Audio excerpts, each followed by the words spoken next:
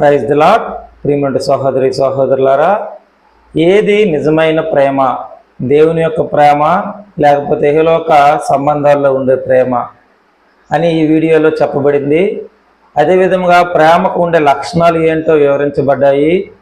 అసలు దేవుడు మన యందు ఉన్నాడని, దేవుని యందు మనం ఉన్నామని ఎలా రుజువు ఉన్నదని కూడా వివరించబడింది.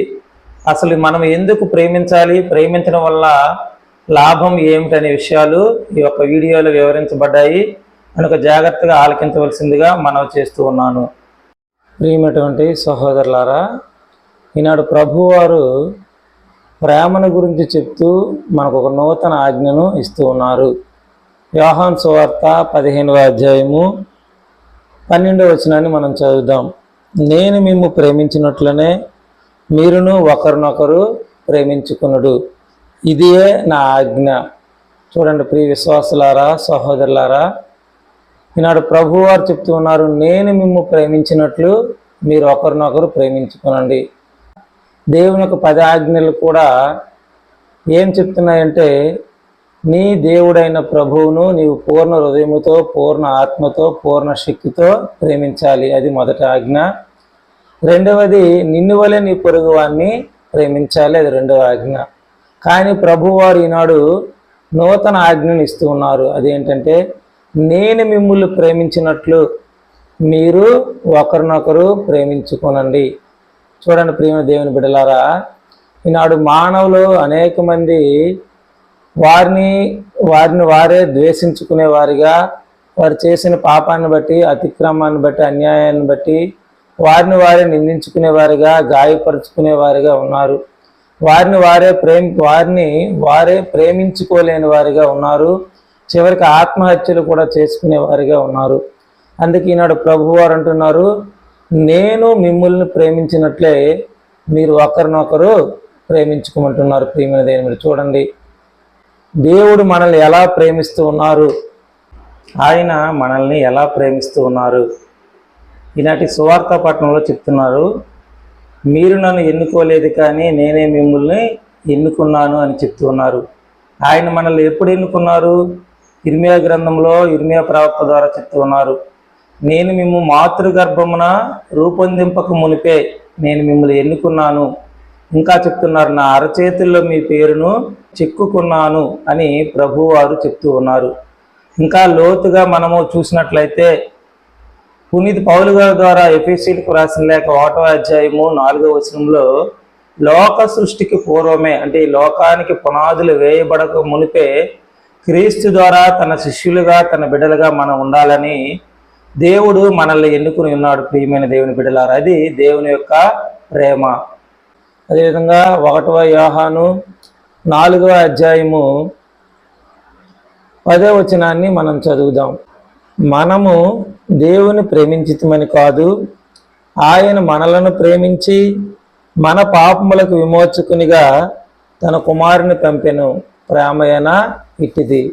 చూడండి ప్రియమంటి సహోదరులారా, దేవుని ప్రేమ ఎంత గొప్పదంటే, మనం మన అతిక్రమల చేత, పాపముల చేత, అన్యాయం చేత నశించిపోతున్నప్పుడు మానవులందరూ కూడా రక్షింపబడాలని తన ఏకైక కుమారుడు నుండి యేసు ప్రభు వారిని సర్వమానవాళి పాపముల పరిహారార్థమై ఈ లోకానికి పంపించి కల్వరి గిరిలో బలి అర్పణ చేశారు. ప్రియమైన దేవుని బిడ్డలారా, ఇంకా లోతుగా మనం ధ్యానం చేసినట్లయితే పౌలు గారు చెప్తూ ఉన్నారు, పునీత్ పౌలు గారు రోమిలకు రాసిన లేఖ 5వ అధ్యాయము 8వ వచనము, కానీ మనము పాపాత్ములమై ఉన్నప్పుడే క్రీస్తు మన కొరకై మరణించుటను బట్టి దేవుడు మనపై తనకు ఉన్న ప్రేమను చూపుతూ ఉన్నాడు. చూడండి ప్రియ విశ్వాసులారా, మనం ఎవరి మీద ప్రేమ చూపిస్తాం? మనకు ఎవరైనా సహాయం చేసేవారి మీద, లేకపోతే మనకి మరలా ఎప్పుడైనా ఉపయోగపడతారు అనే వారి మీద మనం ప్రేమను చూపిస్తూ ఉంటాం. ఏదైనా సహాయం మనకు లేకపోతే వారి మీద మనం ప్రేమను చూపించలేము, వారికి తిరిగి మన సహాయము చేయలేము. కానీ దేవుని ప్రేమ అది కాదు. మనము పాపాత్ములమై ఉన్నప్పుడే, మనం నశించిపోతున్నప్పుడే యేసు ప్రభువారు సర్వ మానవాళి కొరకు సిలువలో మరణించారని దేవుని యొక్క వాక్యము చెప్తూ ఉంది. ప్రియమైన దేవుని బిడ్డలారా, కనుక దేవుడు ప్రేమ స్వరూపుడు, ప్రేమే దేవుడు, దేవుడే ప్రేమ. అటువంటి ప్రేమపూర్ణుడైన దేవుడు చెప్తూ ఉన్నాడు, నేను మిమ్మల్ని ఏ విధంగా అయితే ప్రేమిస్తూ ఉన్నానో మీరు కూడా ఒకరినొకరు ప్రేమించుకోనండి. నిజమైన ప్రేమ యొక్క గుణాలను మనం పరిశీలించినట్లయితే పునీత పౌలు గారు కొరింథీయులకు రాసిన మొదటి లేఖ 13వ అధ్యాయము 4 నుంచి 7 వరకు వచనాలు చెప్తూ ఉన్నాయి. ప్రేమ సహనము కలది, దయ కలది, అసూయ కానీ, డంబము కానీ, గర్వము కానీ ప్రేమకు లేవు. చూడండి ప్రియ విశ్వాసులారా, ప్రేమ అన్నిటినీ సహిస్తూ ఉంది. ప్రేమ సహనము కలిగి జీవిస్తుంది, దయ కలిగి ఉంటుంది. ఒక ప్రేమకు గర్వము కానీ అసూయ కానీ ఉండదు. అసూయ ఎక్కడ ఉంటుంది? పెద్దవారు గొప్పవారు అయిన వారిని చూసి చిన్నవారికి అసూయ కలుగుతుంది. అది డంబము గర్వము ఎవరిలో ఉంటుంది? ఎవరైనా తక్కువ వారిని చూసినప్పుడు నేనే గొప్ప, ఉద్యోగస్తులు ఉన్నప్పుడైతే నా వీడెందుకు, చిన్నవాడిని చూసినప్పుడు వీడెందుకు పనికిరాని వాడు అనేటువంటి గర్వము ఉంటుంది. అది ఎవరిలో? బంధువుల ప్రేమలో అయినా, స్నేహితుల ప్రేమలో అయినా, తల్లిదండ్రుల ప్రేమలో అయినా ఇటువంటి మనకు కనబడుతూ ఉంటాయి. కానీ దేవుని ప్రేమలో అసూయ కానీ, గర్వము కానీ, డంబము కానీ ఉండదు ప్రియమైన దేవుని బిడ్డలారా. అదేవిధంగా ఇంకనూ కింద వచనాల్లో మనం చూసుకున్నట్లయితే అమర్యాద కానీ, స్వార్థపరత్వము కానీ, కోప స్వభావము కానీ ప్రేమకు ఉండవు. చూడండి, ప్రేమ, నిజమైన ప్రేమ ఎప్పుడూ కూడా ఇతరులను అమర్యాదగా చూడదు. ప్రేమకు అసలు కోపం అనేది ఉండదు. ప్రేమ అంటేనే ప్రేమించడం, మరి దానికి కోపం ఏ విధంగా ఉంటుంది? అదే విధముగా ప్రేమించేవారు ఎప్పుడు కూడా స్వార్థాన్ని చూపించరు. ఎందుకంటే స్వార్థం అనేది ఇంట్లో ప్రేమ అనేది లేనే లేదు ప్రియమైన దేవుని బిడ్డలారా. ప్రేమ దోషములను లెక్కింపదు. ప్రేమించేవాడు పట్ల నీవు ఎన్ని తప్పులు చేసినా వాడు నిన్ను, నీ తప్పులను లెక్కించడు. కానీ ఏ లోక ప్రేమల్లో మనం చూసుకున్నట్లయితే కొంతమంది అంటూ ఉంటారు, ఏమి నువ్వు నా ఎడల చాలాసార్లు నువ్వు తప్పు చేశావు, నువ్వు అన్ని చేశావు కానీ నేను క్షమించాను. నిజమైన ప్రేమ నీలో ఉంటే నువ్వు ఎప్పుడు కూడా నువ్వు వారి తప్పులను నువ్వు లెక్కించవు ప్రియమైన దేవుని బిడ్డలారా. అదే విధముగా ప్రేమ కీడునందు ఆనందింపదు, సత్యమునందే అది ఆనందించును. నిజమైన ప్రేమ కలిగిన వారు ఎప్పుడూ కూడా ఇతరులకు కలిగిన కీడులో వారి ఆనందాన్ని చూడరు. వారికి కలిగినటువంటి బాధలను బట్టి వారు సంతోషించరు. ప్రేమ సత్యమునందే సంతోషిస్తూ ఉంది. ప్రేమ సమస్తమును భరించును, సమస్తమును విశ్వసించును, సమస్తమును ఆశించును, సమస్తమును సహించును. చూడండి, నిజమైన ప్రేమ, ప్రేమ అంటేనే నమ్మకము. నమ్మకం లేని చోట ప్రేమ అనేది ఉండనే ఉండదు ప్రియమైన దేవుని బిడ్డలారా. సమస్తాన్ని అది భరిస్తుంది, సమస్తాన్ని విశ్వసిస్తుంది, సమస్తాన్ని ఆశిస్తుంది, సమస్తాన్ని సహిస్తూ ఉందని వాక్యం చెప్తుంది. ఇది నిజమైన ప్రేమకు ఉన్నటువంటి గుణాలు ప్రియమైన దేవుని బిడ్డలారా. కానీ ఏ లోక ప్రేమల్లో మనం చూసినట్లయితే అది బంధువుల ప్రేమ అవనివ్వండి, తల్లిదండ్రుల ప్రేమ అవనివ్వండి, భార్యాభర్తల ప్రేమ అవనివ్వండి, సహోదరుల మధ్య ప్రేమ అవనివ్వండి, స్నేహితుల మధ్య ప్రేమ అవనివ్వండి, ఏ లోక ప్రేమల్లో ఈ యొక్క గుణాలు మనం ఉన్నట్లయితేనే అది నిజమైన ప్రేమ. కానీ చూసుకున్నట్లయితే చాలా ప్రేమల్లో డంబం అనేది ఉంటూ ఉంటుంది. నేనే గొప్ప, నేనే గొప్పవాడిని అనేటువంటి డంబం ఉంటుంది. ఈ లోక ప్రేమల్లో చూసుకుంటే చాలా మంది అమర్యాద పరిచేవారుగా ఒక్కోసారి ప్రవర్తిస్తూ ఉంటారు. ఈ లోక ప్రేమల్లో కోపం అనేది కూడా ఉంటూ ఉంటుంది. అసూయ అనేది చూడండి, అన్నదమ్ములు కొంతమంది చూసుకున్నట్లయితే కొంతమంది అన్నదమ్ములు పేరు ప్రఖ్యాతుల్లో కానీ, డబ్బుల్లో కానీ, ఉద్యోగాల్లో కానీ గొప్పవారు అయిపోతే వారిని చూసి అన్నదమ్ములు అసూయ పడేవారుగా ఉంటారు. అది భార్యాభర్తలు కూడా ఒక్కోసారి అసూయ పడేవారుగా ఉంటారు. కనుక నిజమైన ప్రేమలో ఈ యొక్క గుణాలు ఉంటాయి ప్రియమైన దేవుని బిడ్డలారా. ఇహలోక యువత యువకుల ప్రేమల్లో మనం చూసినట్లయితే వారు శరీరాకర్షణకు లోనవుతూ ఉంటారు. దాన్నే వారు ప్రేమ అని పేరు పెడతారు ప్రియమైన దేవుని బిడ్డలారా. ఎందుకంటే వాళ్ళ ప్రేమల్లో చాలా వరకు ఒకరి మీద ఒకరు కోపం చూపించుకునేవారుగా ఉంటారు. చాలామంది అసూయ పడేవారుగా కూడా ఉంటారు. ఎందుకంటే ఎవరైనా ఒక అమ్మాయి కానీ ఒక అబ్బాయి కానీ అందంగా ఉన్నప్పుడే వారు ప్రేమిస్తారు. కానీ వాళ్ళు ఏ లోపం ఉంటే వారు వారిని ఎందుకంటే ప్రేమించరు. ఎందుకంటే అది నిజమైన ప్రేమ కాదు, వారి శారీరక ఆకర్షణే. కనుక నిజమైనటువంటి ప్రేమను కలిగి మనము జీవించాలి. ప్రేమ అనేది సహనము కలది, దయ కలది, అసూయ ఉండదు, దానికి డంబం ఉండదు, గర్వం ఉండదు, అమర్యాదగా ప్రవర్తించదు, స్వార్థం అనేది ఉండదు. ప్రేమ దోషములను లెక్కింపదు, ప్రేమ కీడునందు ఆనందింపదు. ఇటువంటి గుణాలు ఏ ప్రేమలో ఉంటాయో అదే నిజమైన ప్రేమ. ఇటువంటి గుణాలు మీ యొక్క ప్రేమలో ఉన్నాయా లేదా అనేది మనం ఆత్మ పరిశీలన చేసుకోవాలి. ప్రియమైనటువంటి దేవుని బిడ్డలారా, ఈ గుణాలు మీలో లేకపోతే అసలు మీది ప్రేమ కానే కాదు. ఈ యొక్క ముందు మాటల్లో పునీత్ పౌలు గారు చెప్తూ ఉన్నారు ఏమనంటే, నేను మానవ భాషలు మాట్లాడినను, దేవదూతల భాషలు మాట్లాడగలిగినను, నాకు ప్రేమ లేనిచో నా వాక్కు మోగుడి కంచుతోను గనగనలాడి తాళముతోను సమానము. అంటే నీవు ప్రేమ లేకపోతే నువ్వెంతగా ప్రవచించినా, ఎన్ని వాక్యాలు చెప్పినా, నువ్వెంతగా దేవుని భక్తిలో ఎదిగినా, నీలో ప్రేమ లేకపోతే అంత అర్థము. దేవుని యొక్క వాక్యము ఉంది ప్రియమైనటువంటి సహోదరుల. కనుక ఇహలోక ప్రేమలు కాదు కానీ మన మీద నిజముగా ప్రేమ చూపించే యేసయ్య ప్రేమలో మనము ముందుకు కొనసాగాలి.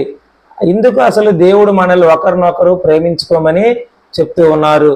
ఈనాటి సువార్త పట్టణంలో వాక్యాన్ని మనం ధ్యానం చేసినట్లయితే యోహాను సువార్త 15వ అధ్యాయము 11వ మాటలో చెప్తూ ఉన్నారు, నా ఆనందము మీ యందు ఉండవలననియు మీ ఆనందము పరిపూర్ణము కావాలననియే నేను మీతో ఈ విషయములు చెప్పుచున్నాను.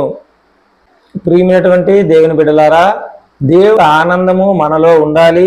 మన ఆనందము పరిపూర్ణము కావాలనే ప్రభు వారు ఈనాడు ఒకరిని ఒకరు ప్రేమించుకోమని చెప్తూ ఉన్నారు. ఈలో చాలా క్షణిక ఆనందాల కొరకు చాలా సులువుగా తప్పులు చేసేవారుగా ఉన్నారు, హత్యలు చేసేవారుగా ఉన్నారు, దోపిడీలు చేసేవారుగా ఉన్నారు, దొంగతనాలు చేసేవారుగా ఉన్నారు, క్షణిక ఆనందం కొరకు ఆచరించేవారుగా ఉన్నారు. ఇవన్నీ కూడా మనకి క్షణమైనటువంటి ఆనందాన్ని ఇచ్చినప్పటికీ మరలా మన పాపాన్ని బట్టి మన శరీరము క్షోభకు అనాయానికి గట్టెట్లుగా ఉన్నాయి. పెట్టి వెళ్ళి ఆ 3 గంటలు మాత్రమే మనకు ఆనందము. దేవుని సన్నిధిని విడిచిపెట్టి సీరియల్ చూస్తున్నప్పుడు అరగంట మాత్రమే మనకు ఆనందము. కానీ నిజమైన ఆనందము మనలో ఎప్పుడు ఉంటూ ఉందంటే దేవుని ప్రేమలో మనము ఎదిగినప్పుడే. ప్రియమైనటువంటి సహోదరులారా, ఈ క్షణికమైన ఆనందాల కొరకు పరుగులు పెట్టి వారి శరీరాన్ని నశింపు చేసుకుని అనేక అనారోగ్యాలు పాలయ్యి ఈనాడు క్షోభ అనుభవిస్తున్న వారిని మన సంఘాల్లోనే, మన తెలిసిన వారిలోనే, చుట్టుపక్కల వారిలోనే చాలా మందిని మనం చూస్తూ ఉన్నాం.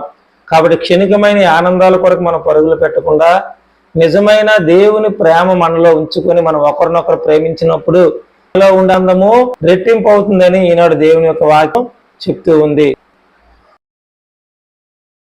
దేవుడు ప్రేమ స్వరూపుడు. దేవుణ్ణి ఎవరు కూడా ఎన్నడూ చూడలేదు. కానీ ఎవరైతే దేవుని ప్రేమిస్తారో దేవుడు వారును దేవుని వారు ఉండని వాక్యం చెప్తూ ఉంది. ప్రియ దేవుని బిడ్డలారా, అయితే దేవుడు మన యందు ఉన్నాడు అనడానికి సాక్ష్యము ఏమిటంటే ఈనాటి వాక్యము చెప్తూ ఉంది. 1వ యోహాను 4వ అధ్యాయము 13వ వచనము, ఆయన తన ఆత్మను మనకు ఒకటి వలన మనము దేవుడును ఇప్పుడు మన ఉండు మనకు రూఢి అగుచున్నది. చూడండి ప్రియమంటి విశ్వాసులారా, దేవుడు మన యందు ఉన్నాడని మనము దేవుని యందు ఉన్నామని ఎప్పుడు మనకు రూఢి అవుతుందంటే దేవుడు తన పరిశుద్ధాత్మను మన మీదకి పంపిస్తాడు. ఆ పరిశుద్ధాత్మను పొందుకున్న మనము నిత్య జీవాన్ని పొందుకుంటాం. ప్రియమంటి దేవుని బిడ్డలారా, ఈ యొక్క నిత్య జీవం అనేది మనకు ఒక్కరికేనంటే కాదు, సర్వ మానవాళి కొరకు కూడా దేవుడు ఇవ్వడానికి సిద్ధముగా ఉన్నాడు. అందుకే అపోస్తుల కార్యములు 10వ అధ్యాయము 34, 35 వచనాల్లో దేవుని యొక్క వాక్యం చెప్తూ ఉంది. పాపము లేక అందరినీ సమదృష్టితో చూచినని ఇప్పుడు గుర్తించి తిని దీనికి భయపడుచు సత్ప్రవర్తన కలవాడు ఏ జాతి వాడైనను దేవునికి అంగీకార యోగ్యుడే. చూడండి ప్రియమంటి దేవుని బిడ్డలారా, నువ్వు సర్వ కలిగి దేవునికి ఎలా భయము భక్తి కలిగి జీవించినప్పుడు నువ్వు ఏ జాతి వాడివైనా, ఏ ప్రాంతం వాడివైనా, ఏ వర్గమైనా, ఏ కులం వాడివైనా దేవుడు నిన్ను అంగీకరిస్తాడు. తన యొక్క పరిశుద్ధాత్మను నీకు ఇస్తాడు. నీవు ఆయన ఉంటావు. అప్పుడు నువ్వు నిత్య జీవాన్ని నీవు పొందుకుంటావు. నీ యొక్క అపోస్తుల కార్యములు 10వ అధ్యాయంలో మనం 1వ వచనం నుంచి చదివినట్లయితే ఇక్కడ కొర్నేలు అనేటువంటి ఒక అన్యుడు మనకు కనబడుతూ ఉంటాడు. ప్రియమైన దేవుని బిడ్డలారా, ఒక అన్యుడైనప్పటికీ దేవుడు భయము భక్తి కలిగి జీవించాడు, సాధులకు దాన ధర్మాలు చేశాడు. అదే విధముగా కుటుంబము భక్తి శ్రద్ధలతో గడుపు ప్రార్థనలో ఉందని వాక్యము చెప్తూ ఉంది. అందుకే ఆయనకి యేసు వారంటే ఎవరో తెలియనప్పటికీ ప్రభువు దూత ఆయన పిలిచి ఇదిగో తన యొద్దకు పంపించి సర్వమానవాళి పాపముహారార్థమై యేసు ప్రభు వారు సిలువలో మరణించారని ఆయనకి తెలియచేసి ఆయన మీదకి తన కుటుంబ సభ్యుల మీద పరిశుద్ధాత్మను పంపించి దేవుడు వారిని తన యొక్క కుమారులుగా కుమార్తెలుగా చేసుకున్నారు. ప్రియమైన దేవుని బిడ్డలారా, అందుకే దేవుడే ప్రేమ, ప్రేమే దేవుడు.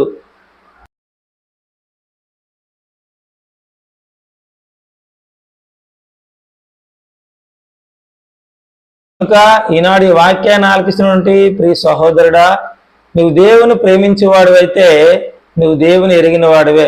ఇంకా ఎవరిలో అయితే ప్రేమ లేదో వాడు దేవుని ఎరగిన వాడు. చాలా మంది నేను దేవుని చెప్పి కూడా తన సహోదరుని ప్రేమించలేని వాడు ఉన్నాడు. అటువంటి వాడు అబద్ధికుడు అని వాక్యం చెప్తూ ఉంది. ఎందుకంటే నీ ఎదుటి కనబడినటువంటి నీ సహోదరుడినే నువ్వు ప్రేమించలేకపోతే నీ కంటికి కనబడిన నువ్వు దేవుడిని ఏ విధముగా ప్రేమిస్తున్నావు అని వాక్యము మనల్ని ప్రశ్నిస్తూ ఉంది. ప్రియమైన దేవుని బిడ్డలారా, అందుకే ఈనాడు ప్రభువారు మనకు ఒక నూతన ఆజ్ఞను ఇస్తూ ఉన్నారు. నేను ఏ విధంగా అయితే ఇక సర్వ మానవాళి కొరకు నా ప్రాణాన్ని త్యాగం చేసి మిమ్మల్ని ప్రేమిస్తూ ఉన్నాను, మీరు కూడా ఒకరినొకరు ప్రేమించుకోనండి. మీరు ప్రేమించుకున్నప్పుడు మీ ప్రేమను బట్టి మీకు ఆనందము రెట్టింపు అవుతుంది. నిజమైన ప్రేమలో మీరు ఉన్నప్పుడు మీరు సంతోషిస్తారు. ఇదిగో మీరు నిత్య జీవాన్ని పొందుకుంటారని ప్రభు వారి నాడు మనకు బోధ చేస్తున్నారు. కనుక క్రీస్తు ప్రేమ మనలందరిలో ఉండి మనం నిత్య జీవానికి వారసులయ్యే గొప్ప కృపను ఇవ్వాలని మనం ప్రార్థన చేసుకుందాం. దేవుడి కొద్ది మాటలు దీవించిన గాక. ఆమెన్. ప్రార్థన చేద్దాం. వీలైన వారి తలలు ఉంచి కండ్లు మూసుకొని ప్రార్థనలో ఏకీభవించండి. పరిశుద్ధుడా, మహోన్నతుడా, మహాగణుడా, మహాస్థితికి పాత్రుడా, నీకే వందనాలు, స్తోత్రాలు తండ్రి. ఇదిగో ఈనాడు నువ్వు మాకు ఒక నూతనమైన ఆజ్ఞనిస్తూ ఉన్నావు తండ్రి. నేను మిమ్మల్ని ప్రేమించినట్లే మీరును ఒకరినొకరు ప్రేమించుకునడి అని నువ్వు చెప్తున్నావు దేవా. ప్రేమ దేవా శ్రేష్టమైనది. ఇదిగో ప్రేమ యొక్క గుణాలు ఏ విధంగా ఉంటాయో మాకు తెలియచేసావు దేవా. ప్రేమించడం వల్ల మా ఆనందం రెట్టింపు అవుతుందని వాక్యం చెప్తూ ఉన్నది. ఇదిగో దేవా, మేము నిన్ను ఎరగనప్పటికీ నీవే మమ్మల్ని ప్రేమించి మా కొరకు ప్రాణం పెట్టిన నిజ దేవుడు. అటువంటి ప్రేమను ఈ వాక్యాన్ని ఆలకించిన ప్రతి ఒక్కరికి దయచేయమని, మేము మా సహోదరులను ప్రేమిస్తూ నిత్య జీవాన్ని పొందుకున్న గొప్ప భాగ్యాన్ని దయచేయమని, మహిమ ఘనత ప్రభావాలు ఇవే పొందుకోమని ఈ చిన్న మనవులు యేసు పరిశుద్ధ నామములు అడుగుచున్నాము తండ్రి. ఆమెన్. ప్రియ విశ్వాసులారా, ఈ పరిచర్య మీకు దీవెనకరంగా ఉన్నట్లయితే దీన్ని అనేక మందికి షేర్ చేయండి, లైక్ చేయండి. అదే విధముగా సబ్స్క్రైబ్ చేసి దేవుని దీవెనలు పొందుకోవలసిందిగా ప్రభు పేరట మనం చేస్తూ ఉన్నాను. పిత, పుత్ర, పరిశుద్ధాత్మ నామమున ఆమెన్.